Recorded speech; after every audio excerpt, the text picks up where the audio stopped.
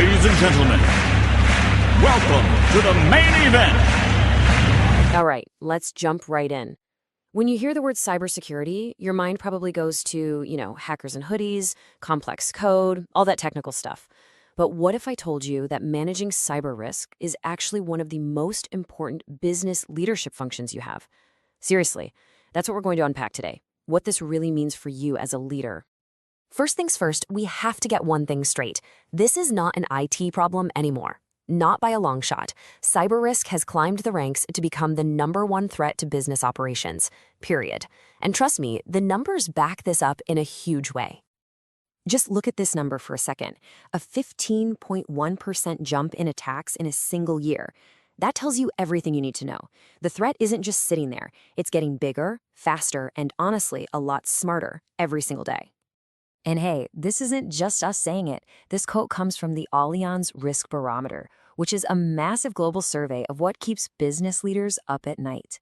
And for only the second time ever, cyber incidents are at the very top of that list. Think about that. It's now seen as a bigger risk than supply chain meltdowns or a global pandemic. That's a massive, massive shift. So this reality forces us into a completely new way of thinking. We have to move past this idea that we can just build a fortress and keep everyone out. The modern approach is all about accepting that sooner or later an incident will happen. The real goal now is to be resilient, to be ready to fight back, recover, and keep the business running. Okay, so to get prepared, we first have to understand what we're actually dealing with. Risk isn't just some big, scary monster under the bed. It's actually made up of a few distinct, totally understandable parts. Let's break them down right now. First up, you have your asset. And this is pretty simple. It's the stuff you're trying to protect. We're not just talking about your company laptops. We're talking about your crown jewels, your customer data, your secret sauce, your financial records, anything that's valuable to your business. Next up, we've got the vulnerability.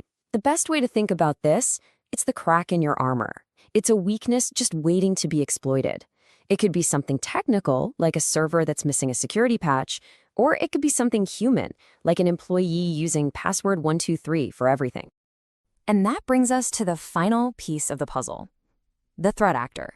This is the person, or the thing, that actually takes advantage of that vulnerability to get to your asset. This could be a sophisticated hacking group, a disgruntled employee, or even just a piece of automated malware scouring the internet. So you put all those pieces together and you get this simple but incredibly powerful equation. Risk is just the likelihood that a threat will exploit a vulnerability multiplied by the business impact if it does. That's it. Understanding this basic formula is the key to managing literally everything else we're going to talk about. All right, so if we can define risk, how in the world do we manage it in a way that isn't just chaos? Well, the good news is this isn't about guesswork or just winging it. It's about following a structured blueprint, and that blueprint is called a risk management framework. So what is a risk management framework, or RMF? Think of it like a playbook. It gives you a consistent, repeatable process for dealing with threats. It means you aren't starting from scratch and reinventing the wheel every time something new pops up. It's all about bringing structure and order to a very chaotic world. And that process, it looks a lot like this. It's a continuous cycle. It's not a one-and-done project. You're constantly identifying new risks, you're assessing them with that likelihood versus impact formula, you're putting controls in place to lower the risk, and then, and this is key, you're always monitoring to see what's working and what's changed. It's a living, breathing process. Now, you're going to hear acronyms thrown around, like NIST or COBIT. Don't get bogged down in the jargon. Here's a simple way to think about it. NIST is more about the how-to, the nitty-gritty process of securing things. COBIT is more about the who, the high-level governance and what leadership needs to do.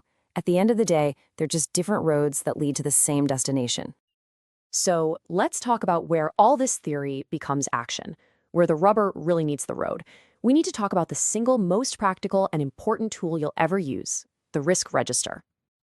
The risk register is your command center. Simple as that. It is the one central document where every single risk you've identified is logged, tracked, and, most importantly, tied to a plan. It becomes your single source of truth for everything related to your security posture. And why is this so critical? Well, it does a few absolutely essential things. It takes that vague feeling of anxiety about cyber threats and turns it into a clear, prioritized to-do list. It tells you exactly where to spend your limited time, money, and effort. And maybe most importantly for you as a leader, it proves to auditors, to your customers, and to your board that you are taking this seriously and managing it responsibly. So let's see what this looks like in the real world. Check out this first risk, R001. It's unauthorized access to your customer database. We look at it and say, okay, the likelihood of this happening is pretty high, a 4 out of 5. And the impact if it did happen? Catastrophic, a 5 out of 5. You multiply those, you get a risk score of 20. That high number screams at you, this is a top priority. And it points you directly to a clear action plan. Get mandatory two-factor authentication in place now. See? It turns a big problem into a concrete task. And this brings us to the final and I think the most important shift in mindset. Because really effective risk management isn't just about playing defense. It's a strategic tool that fundamentally changes how you make business decisions. This quote just nails it, doesn't it? Business has always been about taking risks. You can't grow without it. So the goal of all this cybersecurity stuff isn't to stop taking risks. It's to start taking smarter ones. Look, trying to get to zero risk is a fantasy. It's impossible and it'll paralyze your business. The real goal is what we call intelligent risk. It's about understanding the potential downside so well that you can confidently and aggressively chase the upside. Good risk management gives you the data you need to say yes to a big opportunity because you know you've got the right protections in place. So, after all this, who makes the final call? Who owns this decision? It is not your IT team. Let me say that again. It's not IT. Their job is to be the experts, to assess the risk and present the facts and trade-offs, but the final decision to accept a risk, that ownership, and the responsibility for the consequences sits squarely with business leadership. It's your call. And that really leaves us with one final question for you to think about.